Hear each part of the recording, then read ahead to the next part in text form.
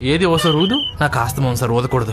అబ్బో నిజం sir. Inhaler కోసం ఇంటికి నువ్వు ఊరు అవతల నుంచి ఊదినే తాగావని తెలిసిపోయింది తెలుసా? నేను తాగాను సార్. రెస్పాన్సిబుల్ గా ర్యాపిడో మీద వెళ్ళిపోదాం అనుకుంటే మా ఫ్రెండ్ లిఫ్ట్ కావాలంటే వాడి కోసం వచ్చింది. ఇందాక ఇన్హేలర్ ఎమర్జెన్సీ అన్నావు, అదెవరి కోసం మరి?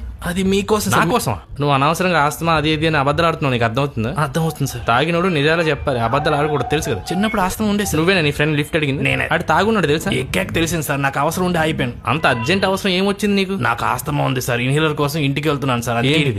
500 లంచమా? చిల్లర అడిగాను సార్. అది కూడా క్రైమ్ అని తెలియదా నీకు?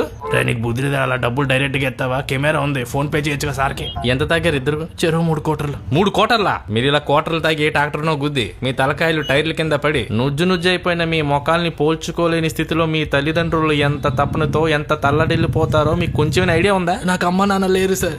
సార్ మా అమ్మకి ఇన్హేలర్ కావాలి సార్. హాస్పిటల్ వెయిట్ చేస్తాను సార్. అదే కదరా అమ్మ నాన్న పోయానన్నో అనాథనన్నో. నన్ను పిన్ని పెంచింది సార్. పిన్నిని కూడా అమ్మ అని అంటాను. స్కూటీని సీజ్ చేయకండి సార్, చంపేస్తారు సార్.